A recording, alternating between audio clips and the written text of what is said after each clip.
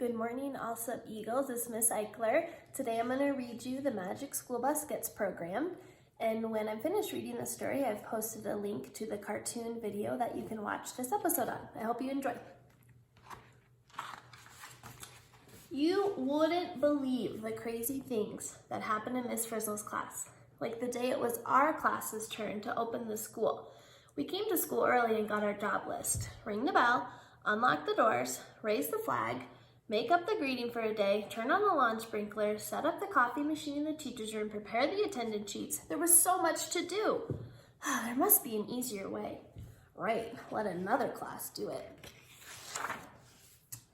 While we were wondering how we could do all those jobs, Mr. McLean came in with a humongous box. He told us that Mr. Rule, our principal, wanted us to set up what was inside, whatever it was. Oh no, another thing to do, just what we needed. You know how I said crazy things happened in Miss Frizzle's class? Before we even opened the box, one of those things happened. Miss Frizzle popped out. Good morning, class. Then she announced, Mr. Rule's new super duper computer has arrived. A computer? Shouted Carlos. That's it. We'll get the computer to do our jobs. Sometimes Carlos had good ideas, and this was definitely one of those times. First, we hooked up the screen, which, by the way, is called a monitor. Then we plugged the keyboard into the main part of the computer. We plugged in the mouse and the printer, too. Carlos turned on the computer, but it didn't do much of anything. Right now, explained Miss Frizzle, this computer is just an idled machine. It needs instructions to tell it what to do. But we don't know how to give it instructions, said Carlos. What we need is a computer expert to help us. It can only do our work if we know how to work it. Boy, were we happy when the very person we needed wheeled into our classroom. It was Carlos's little brother, Mikey, the computer dude. Luckily for us, Mikey had come to school early to clean out his desk. Hola, Frizzles, I heard your yelp for help. Mikey sure didn't waste any time. He started plugging cables into the computer. He told us to go out and plug the free ends of the cables into the bell, the doors, the flagpole, the loudspeaker, the sprinkler, and the coffee machine. When we came back into the classroom, Mikey told Carlos to record the morning's greeting. Here's what Carlos said in the tape recorder. Hi, how are you? Nice to see you. Thanks for coming to school and enjoy your day. Then Mikey plugged the tape recorder into the computer too. Okay, Mikey, upload the workload. Mikey started typing on the keyboard. We couldn't understand the signs on the screen, but he was telling the computer to do all our chores. Now I'll save what I type, said Mikey. Instructions written and stored. On the screen, we could see a little picture of a school. There were also pictures that stood for each job we had to do. Miss Frizzle told us those little pictures are called icons. To choose a job for your computer to do, you just click on the mouse to point to a certain icon. Then you click on the mouse. Just click on the school icon and watch all the jobs get done, said Mikey. We couldn't believe it, but everything started happening at once. We even heard Carlos's greeting the school over the loudspeaker. Hi, how are you? Nice to see you. Way to go, Mikey, we all cheered. But Mikey wasn't listening to us. He was looking inside the computer. He looked as if he were trying to get inside the computer. Boy, I'd love to know what it's like in there, he said. I mean, what really happens to my instructions once I've typed them? Time for a field trip, Mikey. Awesome. Miss Frizzle was getting ready to send Mikey inside the computer. She put a set of earphones on his head.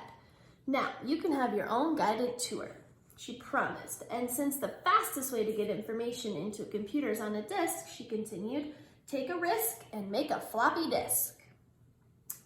Mikey's chair started spinning around really fast. As it spun, it got flatter and flatter until Mikey really turned into a disc. Then, like magic, the disc floated right into the opening of the computer. Wahoo! Disk drive, here I come. We were still staring at the computer with Mikey inside when things got really weird. The school bell rang again. Carlos's greeting came over the loudspeaker again. From the window, we could see the flag coming down and going back up the flagpole. And the sprinkler went on right in Mr. McLean's face. The computer was doing all our jobs all over again. The computer's doing something wrong. Mikey can fix it. But Mikey's inside the computer. We've got to get him back. The next thing we knew, the computer was doing all our jobs for a third time. In fact, it was repeating our jobs every minute. We were in big trouble now. Let's go in there and get Mikey out before Mr. Rule gets here, suggested Phoebe. Splendid idea, Phoebe, said the Frizz, getting that twinkle in her eye. You know our school bus is magic, but did I remember to mention that it comes when the Frizzle whistles at it? Well, it does. We're gonna be frizzled. We're gonna be floppied. I'm gonna be sick. We all climbed aboard the MSB, except Arnold. He volunteered to stay behind in case Mr. Rule showed up early. When we all started to shrink, I began to think Arnold had a good idea. So this is where the floppies go, to the drive-in disco. A diskette, a daskette, the bus will turn into a floppy disk if we ask it, sang Miss Frizzle. I'll bet you can guess what happened next. Inside the disk drive, a monitor started spinning us around fast. Then something that looked like a long metal toothbrush began sliding along the disk. What's this toothbrush thing? Carlos asked. That's the read-write head. It's reading instructions and other information stored on the floppy disk, Miss Frizzle explained. It will change the information on the disk into electrical signals and send it to the main part of the computer. In my old school, we read, but we never got read. The read-write head was getting awfully close when the Frizz said, "Okay, bus, do your stuff." Just in time, the bus turned into a teeny blimp with us in it. Now we had a really good view of inside the computer, but we couldn't see Mikey anywhere. "Wait," said Wanda. "Mikey was going to find out what happened to his instructions, right? And the instructions are information, right? And if the information is in those flashy signals, right? So if we follow the signals, we find Mikey." "Right, Wanda, let's follow the yellow lit road." Would you believe that panels in the ceiling of the bus opened and skateboards came down for all of us? If you've ever been in Miss Frizzle's class, you can believe anything. Time to skateboard to the motherboard. The information goes Electricity Express. "Wow, where are we?" asked Wanda. "You're skating on the cables that run from the disk drive to the motherboard. The motherboard is the heart of the computer," shouted Miss Frizzle from the blimp. The motherboard was full of wires, and the wires were carrying electrical signals like the one coming in from our floppy disk. "This must be how information travels around the computer," said Ralphie. Next, the information led us to the big square thing in the middle of the motherboard, but still no Mikey. "What's going on in there anyway?" wondered Wanda. "It's all wires and lights." Miss Frizzle explained that the square thing was part of the computer that's in charge of everything that happens inside. It handles every bit of information that comes in and goes out. She said, that's why it's called the Central Processing Unit, or CPU for short. So Mikey must have come into the CPU and then gone out. Little did we know that Mikey was right nearby, listening to a guided tour through his earphones. Here's what it said. You've just entered the computer's random access memory, also known as RAM. A computer can't follow a list of instructions if it can't remember them. These RAM chips hold the instructions, while the CPU follows them.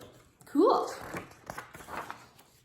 Meanwhile, back at school, the computer was still doing our jobs over and over and over, and, well, let's put it this way. Arnold was not having a good day. Make that ditto for Mr. McLean. But what could we do? We still couldn't find Mikey. Wait, said Wanda. Mikey said he stored his instructions permanently, remember? So where does that information get stored? In the hard drive, called Miss Frizzle from the blimp. It's over that way. There he is. Looks like he's going for a spin. Mikey couldn't hear us because of his earphones, but we could hear what Mikey's tour guide was saying. Welcome to the hard drive, where disks are hard instead of floppy. This is where information is stored so it can be used over and over again. Mikey, shouted Dorothy Ann, you gotta help us. Something's wrong with the computer. Wrong, said Mikey, who had finally taken off his headphones. I checked everything out and it's working great. Information's coming from the keyboard and the floppy disk and getting changed into electrical signals just like it's supposed to. And the CPU's deciding what to do with them. Everything's A-okay in here. Well, it's not A-okay out there. The computer's doing our jobs over and over. We've got to get out of here, yelled Wanda. No sweat, said Mikey. Computers send information out as well as bring it in. We'll just go with the output. Look, shouted Miss Frizzle from the blimp. There's some information on its way out to the printer now. Just go with the flow. Don't ask me how, but the whole blimp turned into a bunch of skateboards, and we followed the information to the printer. The Frizz joined us, and soon we were on our way out. In my old school, we printed, but we never got printed. Boy, was Arnold ever happy to see us popping out of the printer. Mikey went straight to the computer while Miss Frizzle explained to us that a computer isn't really smart. It's just a machine. A computer needs instructions it can understand to tell it what to do and how to do it, she said. Those instructions are called a program. And if there's even one teeny-weeny mistake in the program, added Mikey, everything goes kaflooey. I guess there's a first time for everything, and anyone can make a mistake, even Mikey. Mikey printed out his program so we could check it out. Let's see, he said. Bell, doors, flag, greeting, sprinklers, coffee, attendance sheets. It says repeat every minute instead of every day. No wonder everything is happening again and again, said Mikey. The computer's just doing what I told it to. Which is all computers ever do, chimed in the Frizz. Mikey changed the word minute to day, stored the new and improved program in the hard drive, and we were up and running. Just in time, too, because Mr. Rule was on his way to our classroom. What's going on here? He asked. The school seems to be getting ready by itself. When we explained that the computer was doing our jobs for us, Mr. Rule looked mad. He said he had told us to set up the computer, not to program it. Am I supposed to be pleased, he asked. Well, I'm not. I'm thrilled. I warned you about the crazy things that happened in Miss Frizzle's class. Do you believe me now? I hope you enjoyed, and if you guys want to watch the video, you can click on the link below. Have a great day.